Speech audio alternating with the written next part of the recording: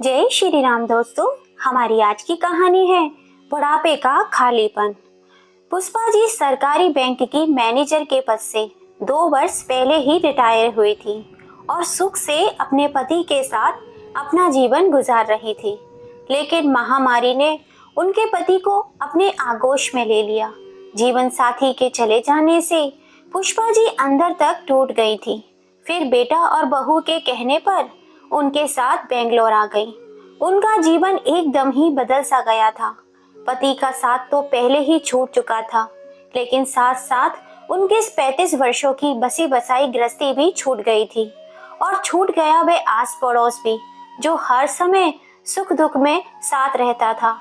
महानगर के पार्क के एक बेंच पर चुपचाप उदास भाव से बैठी पुष्पा जी विचारों में खोई हुई थी।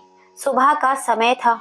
कुछ लोग सैर करने आए हुए थे तो कुछ लोग योगा कर रहे थे, तो कहीं कुछ बुजुर्ग बैठे हुए अपना जमाना याद कर रहे थे।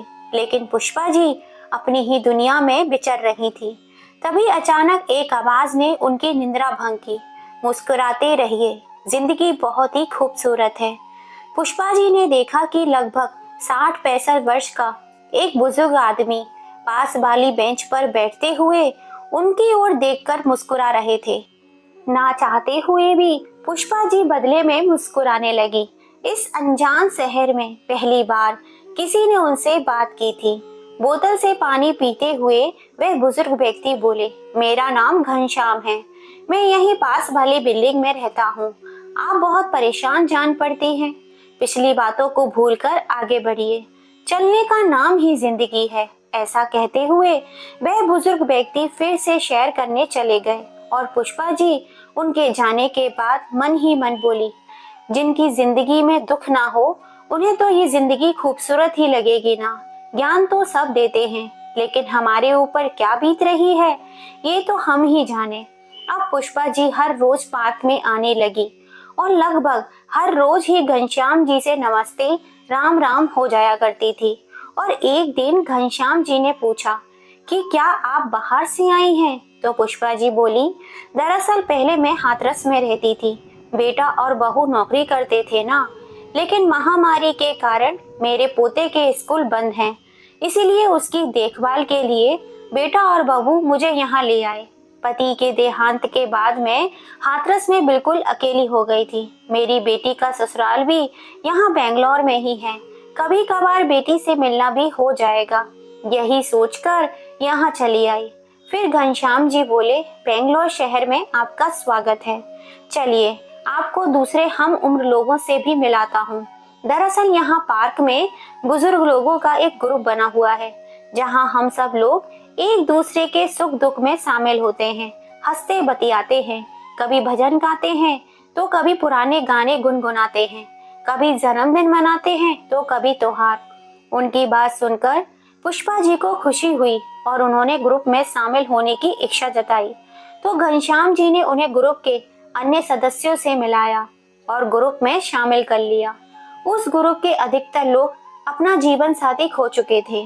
किसी को कोई बीमारी थी तो किसी को कोई बीमारी, लेकिन पुष्पा जी यह देखकर हैरान थी कि सभी लोग जिंदा दिल थे और ऊर्जा से भरपूर जीवन जी रहे थे।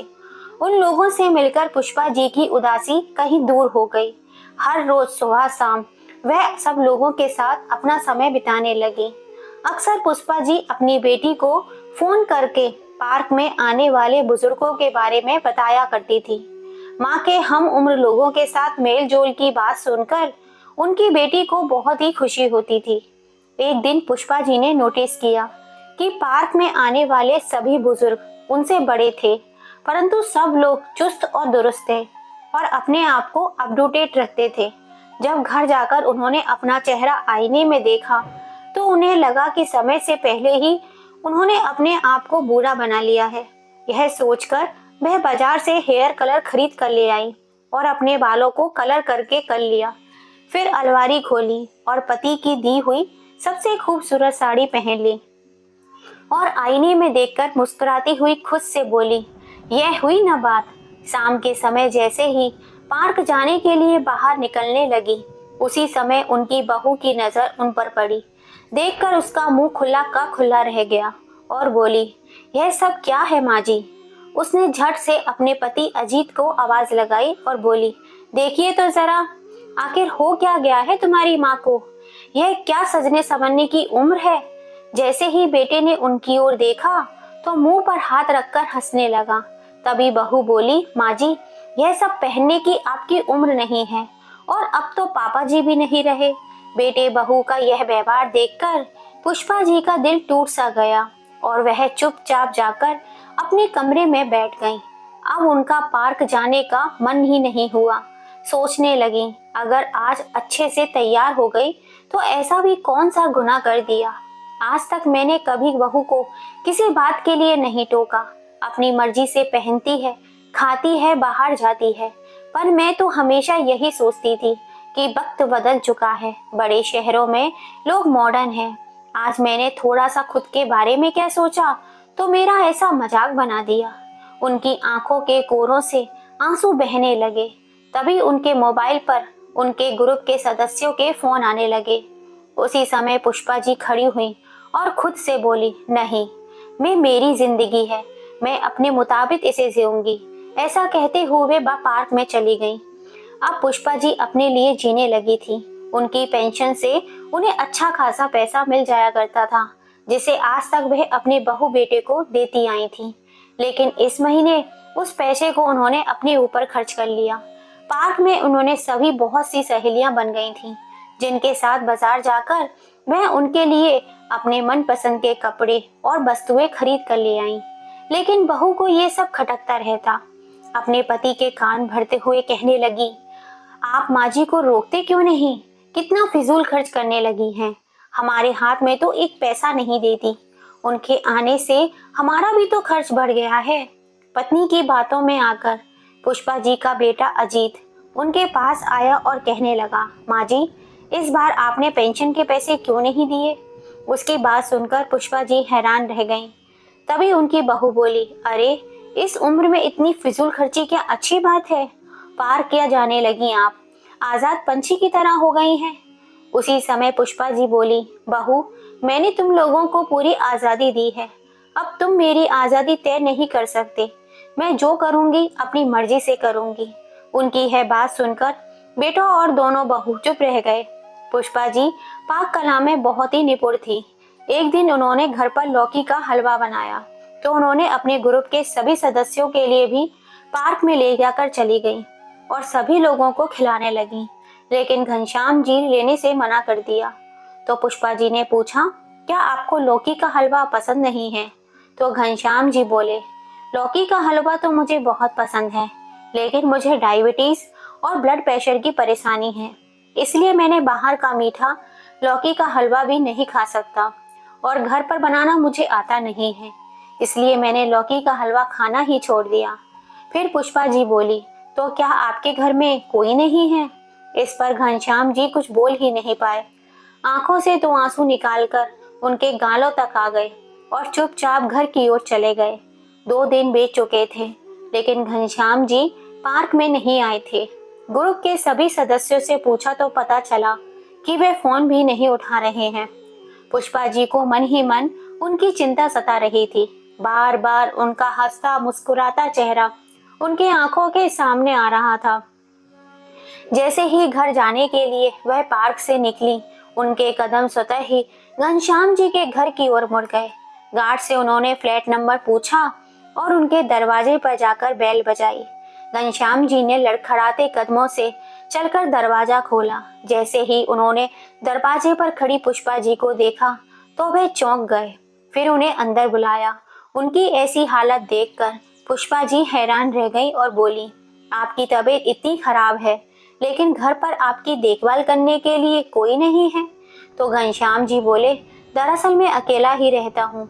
यह बात सुन पुष्पा जी को बड़ी बेचैनी हुई कि इतना जिंदा दिल इंसान बिल्कुल अकेला रहता है, और जब वह बीमारी की हालत में है तो उनकी देखभाल करने वाला कोई नहीं है। फिर पुष्पा जी ने ग्रुप के अन्य सदस्यों को फोन करके बुलाया। घनश्याम जी ने बहुत मना किया, लेकिन पुष्पा जी बोली, क्या बात कर रहे हैं आप? जिस व्यक्ति ने मुझे जीना सिखाया उसे मैं कैसे अकेले छोड़ सकती हूँ। थोड़ी ही देर में उनकी मदद से पुष्पा जी घनश्याम जी को डॉक्टर के पास ले गईं। दवाइयाँ देते हुए डॉक्टर ने अच्छी खुराक और समय पर दवाइयाँ लेने की हिदायत दी, लेकिन उनके खाने पीने की समस्या थी, तो पुष्पा जी सहित ग्रुप के अन्य महिला सदस्यों ने उनके घर पर तीनों वक्त का खाना बनाकर भेजने की जिम्मेदारी ले ली। समय समय पर पुष्पा जी उन्हें दवाई देने की हिदायत देती रहती थी। कुछ ही दिनों में घनश्याम जी बिल्कुल ठीक हो गए और वापस पार्क में आने लगे। एक दिन पुष्पा जी ने उनसे पूछ बैठी कि क्या आपका इस दुनिया में कोई नहीं है। आज पुष्पा जी की बात को घनश्याम जी टाल नहीं पाए और अपने अतीत के पन्नों में एक एक करके पलटने लगे और मुस्कुराते हुए बोले, वह दिन भी क्या दिन थे जब मैं अपनी पत्नी को ब्याह करके लाया था। कितने हसीन सपने सजाए थे हम लोगों ने, पता है पुष्पा जी। पुष्पा शादी के 10 साल तक हमारा बच्चा नहीं हुआ था। काफी समय तक डॉक्टरी इलाज कराया। उसके बाद खुशखबरी आई और हमारे बेटे का जन्म हुआ। अपने छोटे से परिवार में हम लोग बहुत खुश थे, लेकिन वो खुशियां शायद भगवान को मंजूर नहीं थी।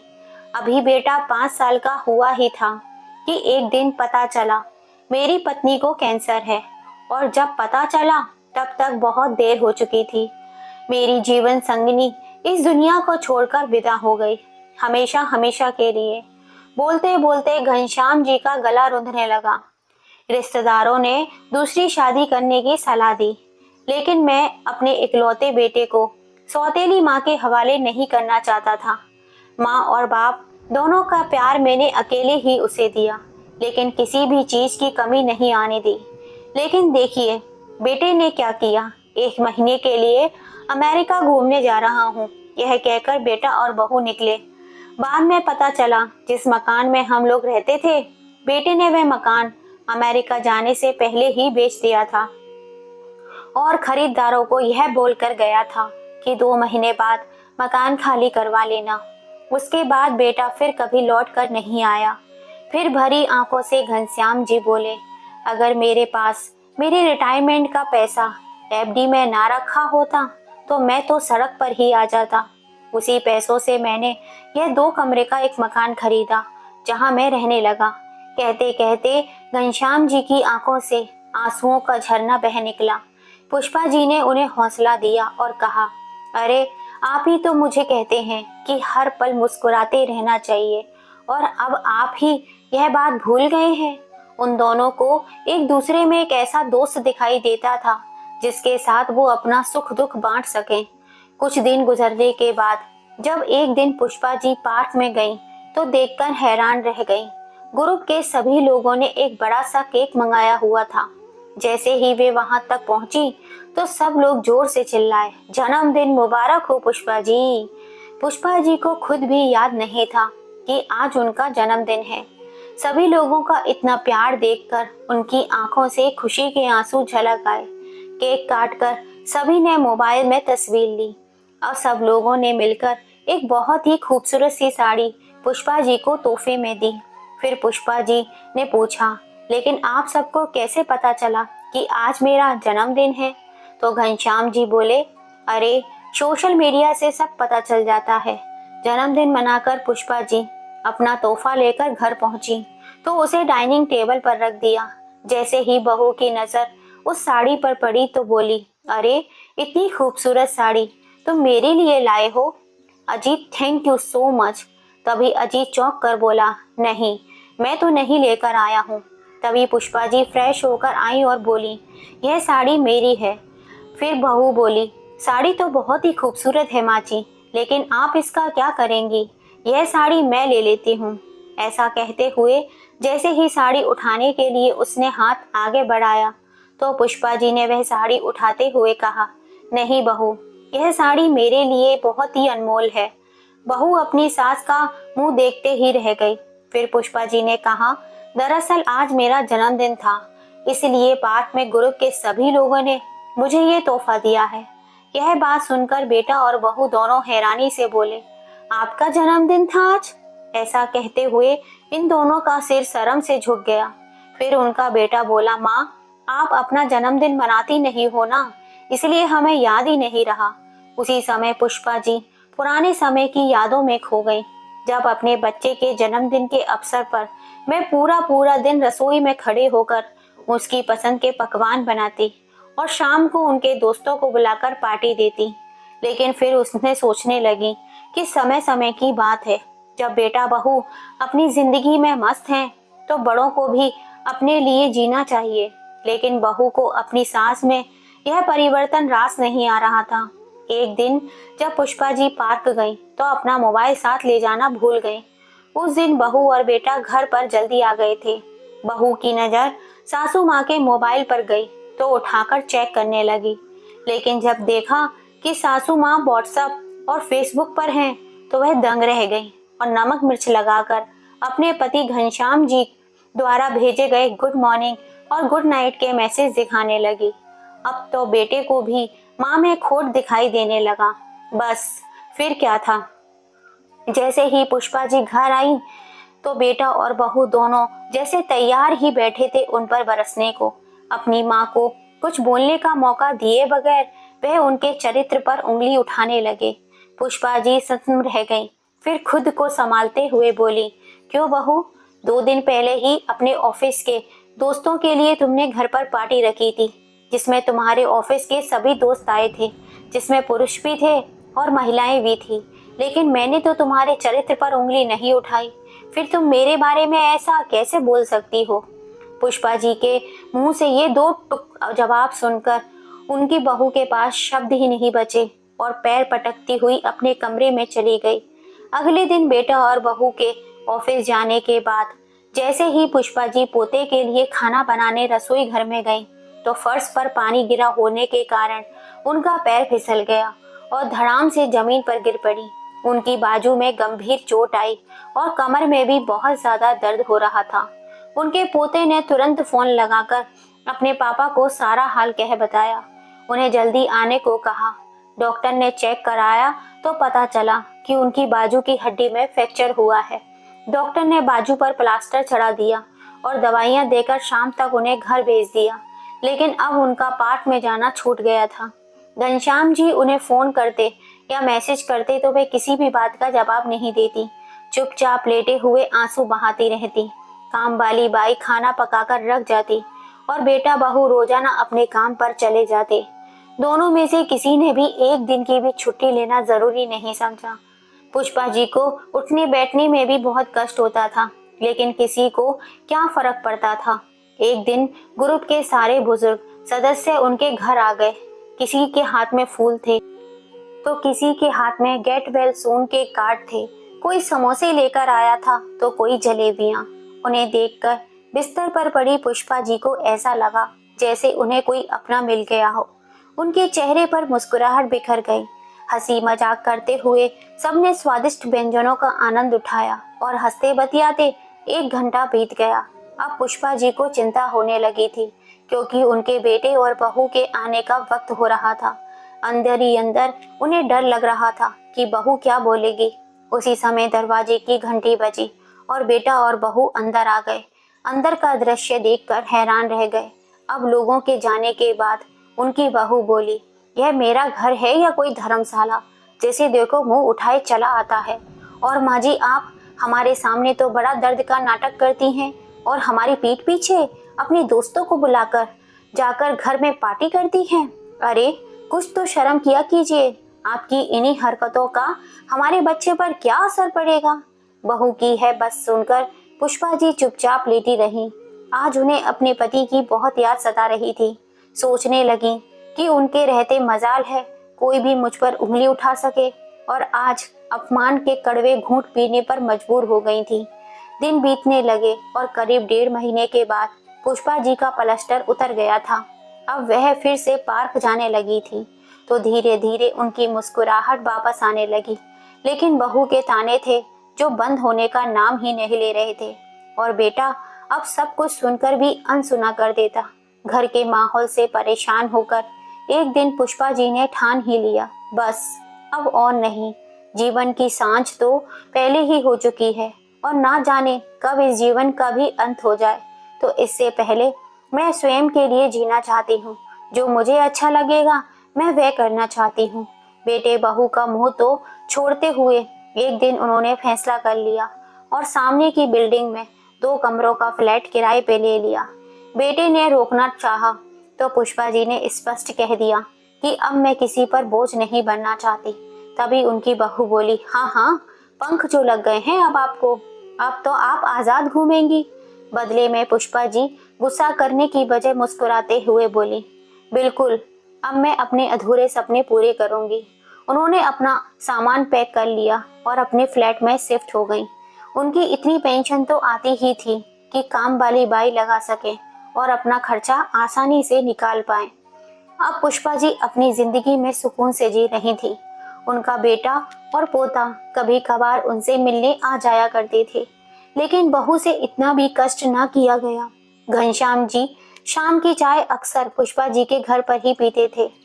पार्क के अन्य बुजुर्ग व्यक्ति भी उनके घर पर ही चाय पीने आते थे। अब पुष्पा जी स्वयं को आजाद महसूस करती थी। अपने अलग रहने की बात पुष्पा जी ने अपनी बेटी को भी बता दी थी। इस बात से उसे थोड़ा दुख तो पहुंचा, लेकिन एक सुकून भी था कि अब उसकी माँ अपनी मर्जी से जी पाएगी। एक दिन पुष्पा जी हैरत में पड़ गईं जब उन्होंने अपने घर के दरवाजे पर बेटे के साथ बहू को भी देखा। इससे पहले वह कुछ पूछती, तभी उनकी बहू तेजी से अंदर आई और बोली, माँ जी, कुछ तो शर्म हया बची है या नहीं? पता है सोसाइटी वाले आपके बारे में क्या क्या बातें कर रहे हैं? आखिर आपके और घनश्याम जी के बीच चल क्या रहा है? तभी पुष्पा जी बोली, बेटा, मुझे दुनिया वालों की बातों से कोई फर्क नहीं पड़ता। मुझे केवल इतना पता है कि सारी उम्र जिम्मेदारियां निभाते निभाते मैंने अपने बारे में सोचना ही छोड़ दिया था। बाकी की बची जिंदगी मैं हंसी खुशी से गुजारना चाहती हूँ और मुझे नहीं लगता कि इसमें किसी को कोई परेशानी होनी चाहिए। और रही बात घनश्याम जी की, तो उन्होंने तो मुझे जीना सिखाया है, वरना मैं तो पूरी तरह टूट ही चुकी थी। तभी उनका बेटा बोला, लेकिन माँ, आप इन लोगों को जानती नहीं। ऐसे लोग अपनापन दिखाकर दूसरों को लूट ले जाते हैं।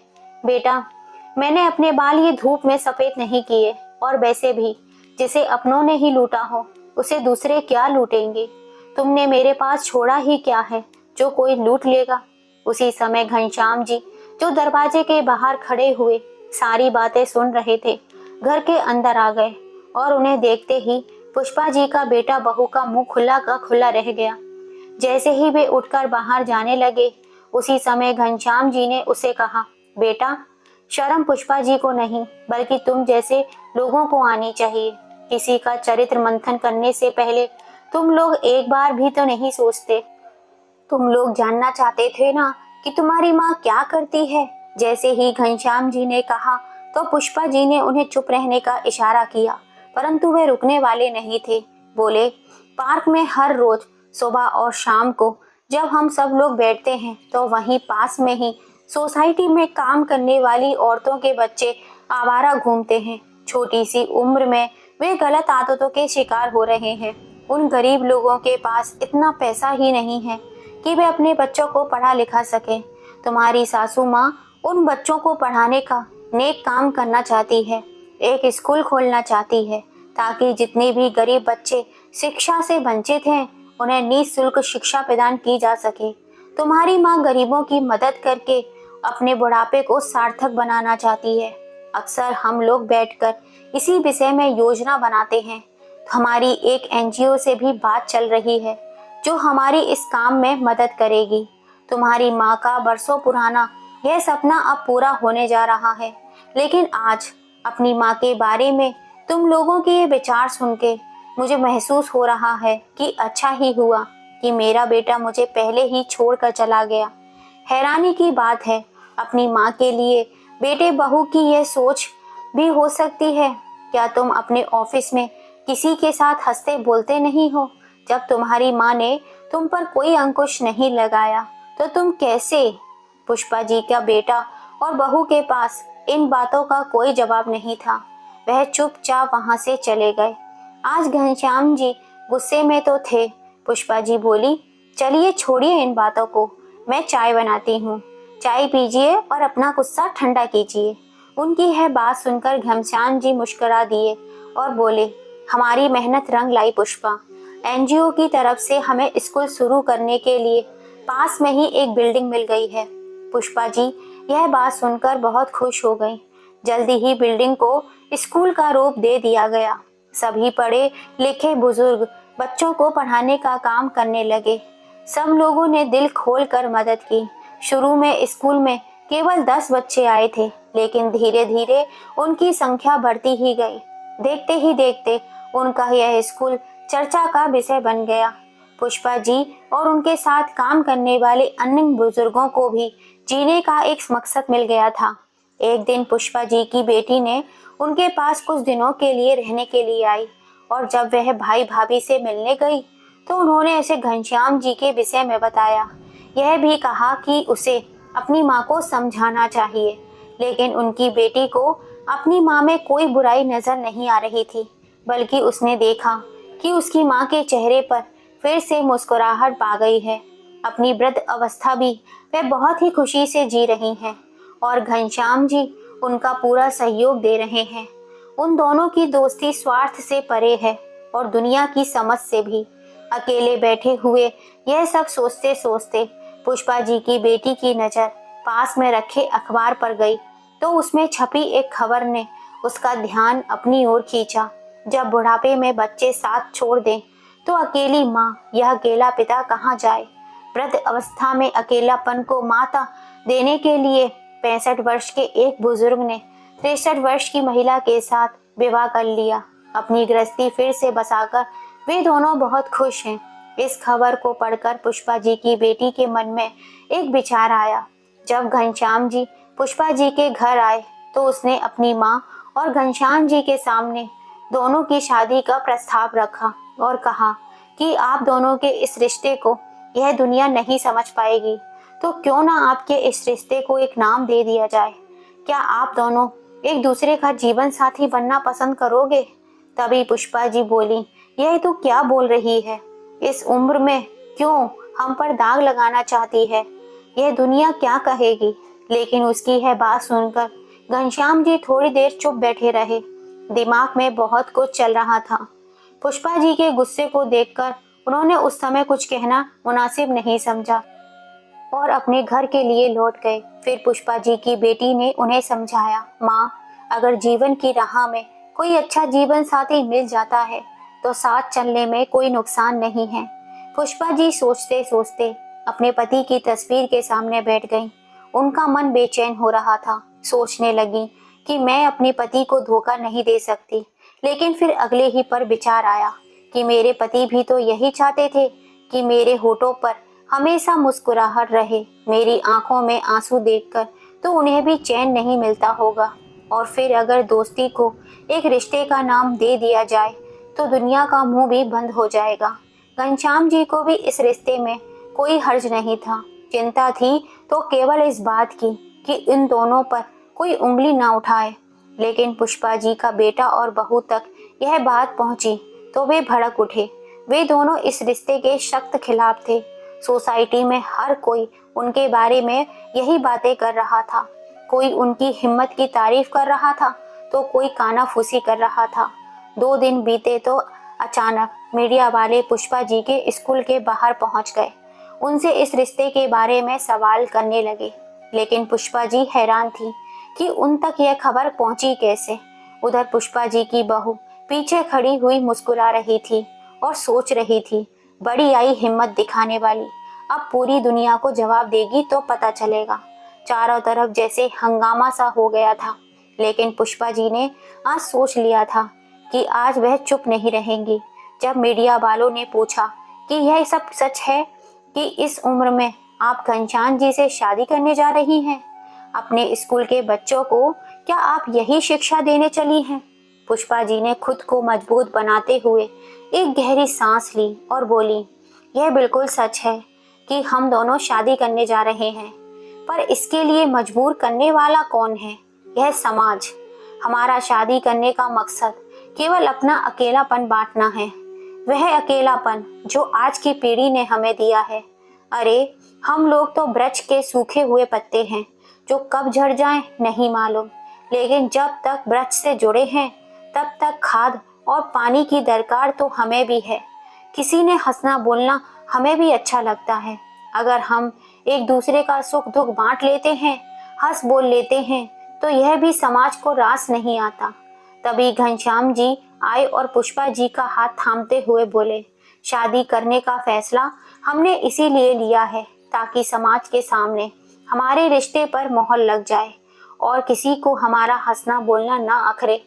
अब भी यदि किसी के मन में कोई सवाल है तो बोलो। तभी भीड़ में से तालियों की आवाज आने लगी। यह तालियां पुष्पा जी और घनश्याम जी के बुजुर्ग साथी बजा रहे थे। देखते ही देखते पूरा स्कूल तालियों से गूंज उठा। अब उनके साहस की सराहना कर रहे थे। दोस्तों, पुष्पा जी ने लोगों के मुंह को बंद करने के लिए और अपने जीवन के खालीपन को दूर करने के लिए जो डिसीजन लिया, क्या वह सही था या गलत? अपनी राय हमें कमेंट करके ज़रूर बताइएगा। जीवन साथी की ज़रूरत तो हमें हर उम्र में होती है। जीवन साथी हमारा हमसफ़र तो होता ही है, लेकिन साथ में एक दोस्त भी होता है। एक ऐसा दोस्त जिसे हम हर सुख दुख की बातें कर सकते हैं, बिना हिचक अपने दिल की हर बात कह सकते हैं, उसके दिल की हर बात सुन सकते हैं। यही छोटी छोटी बातें हमारे जीने का मकसद बनती हैं। उसके चेहरे की एक मुस्कुराहट हमारे बुढ़ापे में हड्डियों को मजबूत करने वाली विटामिन डी बन जाती है। दोस्तों, आपको हमारी आज की कहानी पसंद आई हो तो प्लीज़ इसे ज़्यादा से ज़्यादा अपने फैमिली फ्रेंड में शेयर कीजिएगा, और अगर अभी तक सब्सक्राइब नहीं किया है तो जल्दी से कर लीजिए। पास में लगी घंटी को दबाना मत भूलिएगा, जिससे हम जब भी कोई नई कहानी डालें उसका नोटिफिकेशन आपको सबसे पहले मिल सके। फिर मिलेंगे आपसे ऐसी ही किसी कहानी के संग। जय श्री राम दोस्तों।